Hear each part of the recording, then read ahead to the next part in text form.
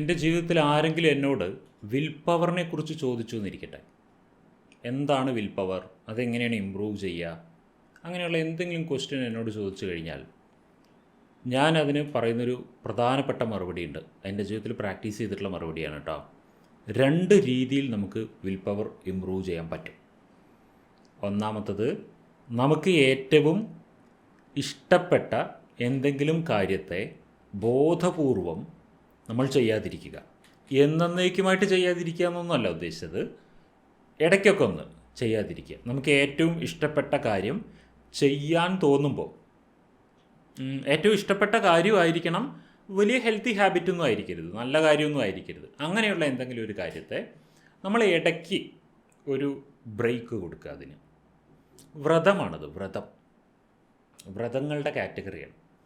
അതേപോലെ രണ്ടാമത്തെ പ്രാക്ടീസ്, നമുക്ക് ഏറ്റവും ഇഷ്ടമല്ലാത്ത എന്തെങ്കിലും കാര്യങ്ങൾ ഒന്ന് ചെയ്തു നോക്കുക. കുറച്ച് സഹിച്ചിട്ട് അങ്ങോട്ട് ചെയ്യുക.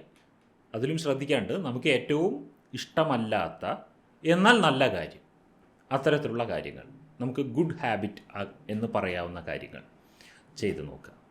നമ്മളൊരു കാര്യം ശ്രദ്ധിക്കേണ്ട എന്താണെന്നറിയോ, നമ്മളെപ്പോഴും കൂടുതൽ സ്ഥലങ്ങളിൽ നമ്മൾ കേൾക്കുന്ന 2 വാക്കുകളുണ്ട്, പോസിറ്റീവ്, നെഗറ്റീവ് എന്ന്. Positive vibration, negative vibration.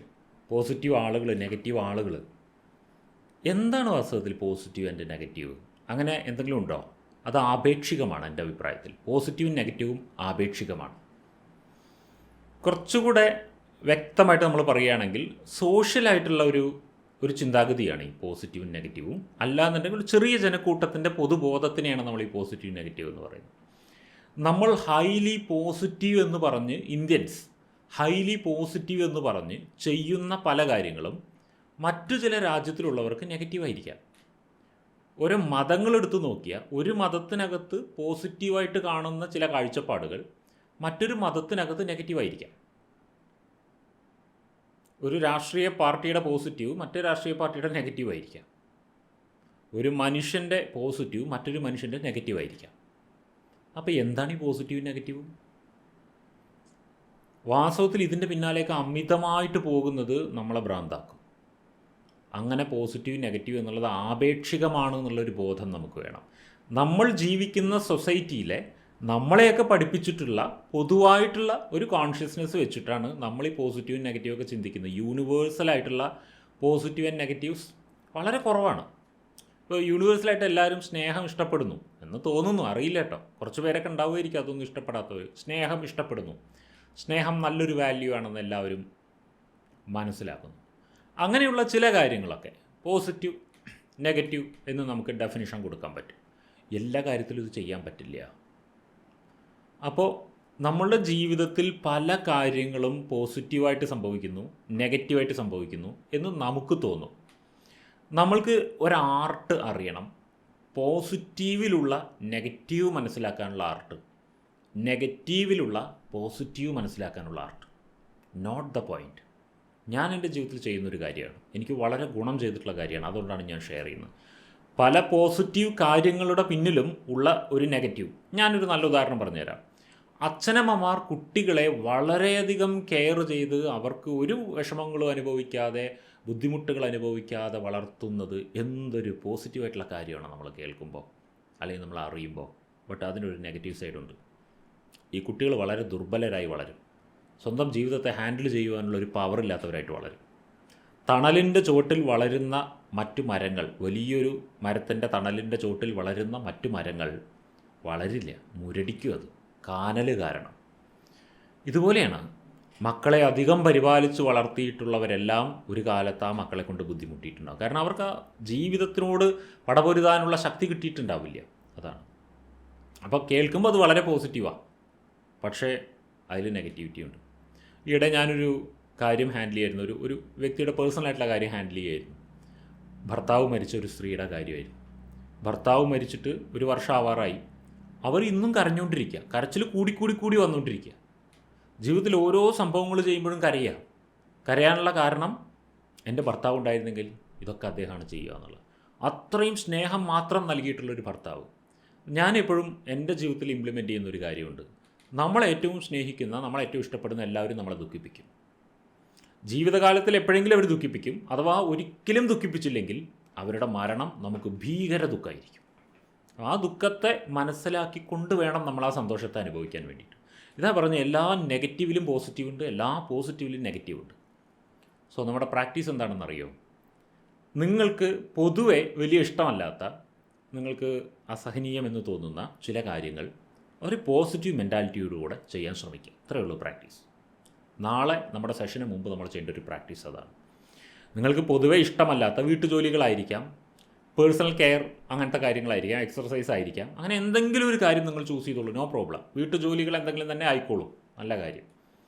നിങ്ങൾക്ക് പൊതുവെ അത് ചെയ്യാൻ ഇഷ്ടമൊന്നുമല്ല, ഒരു യന്ത്രം പോലെ ഇങ്ങനെ ചെയ്യുന്ന, കടമയല്ലേ ഉത്തരവാദിത്തമല്ലേ എന്ന് പറഞ്ഞിട്ട് ചെയ്യുന്ന എന്തോ ഒരു കാര്യം. ബട്ട് ആ ഒരു കാര്യം ഏതാണെന്ന് ആദ്യം ഫിക്സ് ചെയ്യുക. അതിനുശേഷം ആ ഒരു കാര്യത്തെ ഈ ഒരു ദിവസം ഒരു പോസിറ്റീവ് ആറ്റിറ്റ്യൂഡ് കൂടെ അങ്ങോട്ട് ചെയ്യുക. എന്തായാലും ഞാനിത് ചെയ്യണം, അപ്പോൾ ഇതിനോടൊരു പ്ലസൻറ്റ് മൂഡോട് കൂടിയിട്ട് ചെയ്ത് എങ്ങനെ ഉണ്ടാവും എന്ന് ചിന്തിച്ചിട്ട് അങ്ങോട്ട് ചെയ്യുക. ഇതാണ് ചെയ്യേണ്ട പ്രാക്ടീസ്. ഇത് കുറച്ച് നമ്മൾ ഇത്രയും ദിവസം ചെയ്ത പ്രാക്ടീസുകളിൽ നിന്നും കുറച്ചുകൂടെ ഹൈ ലെവലിലേക്ക് കടക്കുകയാണ് നമ്മൾ. ഈ പ്രാക്ടീസ് എല്ലാവരും ചെയ്യൂ നാളത്തെ സെഷന് മുൻപായിട്ട്. പറ്റുമെങ്കിൽ നിങ്ങൾ എന്താണ് തിരഞ്ഞെടുത്ത ആ ഒരു സംഭവം എന്തായിരുന്നു, നിങ്ങൾക്ക് പൊതുവേ ചെയ്യാൻ ഇഷ്ടമല്ലാത്തൊരു കാര്യം ആയിട്ട് നിങ്ങൾ ചൂസ് ചെയ്ത ആ കാര്യം എന്തായിരുന്നു എന്നുള്ളത്, അത് ചെയ്തപ്പോൾ ഇഷ്ടത്തോടു കൂടെ ചെയ്തപ്പോൾ എങ്ങനെ ഉണ്ടായിരുന്നു എന്നുള്ളത് എനിക്ക് ഷെയർ ചെയ്യും. എൻ്റെ ജീവിതത്തിൽ ഞാൻ നോട്ട് ചെയ്തിട്ടുള്ളൊരു കാര്യമാണ്, പല കാര്യങ്ങളും ഇഷ്ടമല്ലാത്തൊരു വ്യക്തിയായിരുന്നു ഞാൻ. എന്തിനു പറഞ്ഞു, ഭക്ഷണത്തിൽ നമ്മൾ കഴിക്കുന്ന പല വെജിറ്റബിൾസ്, ഉപ്പേരികൾ എനിക്കിഷ്ടമല്ലായിരുന്നു. ബട്ട് ഞാൻ അതിനോട് പോസിറ്റീവ് ആറ്റിറ്റ്യൂഡോടുകൂടെ കഴിച്ച് ശീലിച്ചു. ഉദാഹരണത്തിന് പാവയ്ക്ക എനിക്കിഷ്ടമല്ലായിരുന്നു, മത്തങ്ങ എനിക്കിഷ്ടമേ അല്ല. ഇതൊക്കെ കഴിച്ചാൽ ഛർദ്ദിക്കുന്ന ആളായിരുന്നു ഞാൻ. ബട്ട് അതിനോട് ആ ഒരു അപ്രോച്ച് ഉണ്ടാക്കി, അതിൻ്റെ പോസിറ്റീവ് സൈഡ്സ് ചിന്തിച്ചിട്ട് ഇത് കഴിച്ചപ്പോൾ എന്താ കുഴപ്പം എന്നൊക്കെ ചിന്തിച്ചിട്ട് അത് ഇഷ്ടപ്പെട്ട് തുടങ്ങിയ ഒരാളാണ്. പല വീട്ട് പണികളും എനിക്ക് പൊതുവേ ഇഷ്ടമല്ലായിരുന്നു. പ്രത്യേകിച്ച് പറയുകയാണെങ്കിൽ ക്ലീനിങ് ഇഷ്ടമല്ലായിരുന്നു. ഗാർഡനിങ്, ചെടികൾ, മണ്ണ്, ഇതൊന്നും തീരെ ഇഷ്ടമല്ലായിരുന്നു സത്യം പറഞ്ഞാൽ. ബട്ട് ഇതിൻ്റെ പിന്നാലെ എല്ലാം എനിക്കൊരു നല്ല പോസിറ്റീവ് ആറ്റിറ്റ്യൂഡ് വളർത്തിയെടുക്കാൻ കഴിഞ്ഞിട്ടുണ്ട്. ഇത് മുഴുവനും പ്രാക്ടീസ് ചെയ്തിട്ടുണ്ടായതാണ്. നെഗറ്റീവ് എന്ന് തോന്നുന്ന, വലിയ താല്പര്യമില്ല എന്ന് തോന്നുന്ന കാര്യങ്ങൾ ചെയ്ത് രസം പിടിക്കുന്നൊരവസ്ഥ.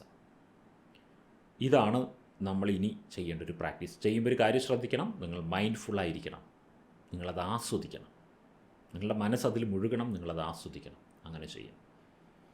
ഈ പ്രാക്ടീസ് നിങ്ങളുടെ പല കാര്യങ്ങളോടുമുള്ള, നിങ്ങൾ പൊതുവെ കണ്ടുവച്ചിട്ടുള്ള പല കാര്യങ്ങളോടുള്ള ന്യൂറോ വയറിങ്ങിനെ ചേഞ്ച് ചെയ്യും. ഇതിപ്പോൾ ഒരു കാര്യത്തിൽ തുടങ്ങുക, നമുക്കിത് പല കാര്യങ്ങളിലും ചെയ്യണം പിന്നീട്. ഇതാണ് നമ്മുടെ പ്രാക്ടീസ്. അപ്പോൾ എല്ലാവരും തയ്യാറെടുത്തോളൂ. എന്താണ് നിങ്ങൾ പൊതുവെ ഇഷ്ടപ്പെടാതെ കഷ്ടപ്പെട്ട് ഇഷ്ടപ്പെടാതെ ചെയ്യുന്നതെല്ലാം നമ്മൾ കഷ്ടപ്പെട്ട് ചെയ്യുവേ. കഷ്ടപ്പെട്ട് ചെയ്യുന്നതൊന്നും നമ്മൾ ഇഷ്ടപ്പെടില്ല, അതാണ് കാര്യം. അപ്പോൾ ആദ്യം അതിനെ ഒന്ന് ഇഷ്ടപ്പെടാൻ ശ്രമിക്കുക. വെറുതെ കുറച്ച് സമയത്തേക്ക്, ഒരു ദിവസത്തേക്ക് ഒന്ന് ഇഷ്ടപ്പെടുക. ഇതൊരു പ്രാക്ടീസിൻ്റെ ഭാഗമാണെന്ന് വിചാരിച്ച് ഇഷ്ടപ്പെടുക. അൺകംഫർട്ടബിളായ സിറ്റുവേഷൻസിനെ ബോധപൂർവം ഏറ്റെടുത്ത് അതിനെ പ്രാക്ടീസ് ചെയ്ത് കംഫർട്ടബിൾ ആക്കുമ്പോൾ നമ്മുടെ ഉള്ളിൽ ഒരു വിൽ പവർ ജനറേറ്റ് ആവും. എനിക്കിത് പറ്റും, എനിക്കിത് വേറൊരു രീതിയിലും ചിന്തിക്കാൻ പറ്റും എന്നുള്ള ചിന്താഗതി ഡെവലപ്പാവും. ആ ചിന്താഗതി നമ്മൾക്ക് മറ്റു പല കാര്യങ്ങൾക്കും പിന്നീട് യൂസ്ഫുള്ളായിട്ട് മാറും. അതിനു വേണ്ടിയിട്ടുള്ള പ്രാക്ടീസാണിത്.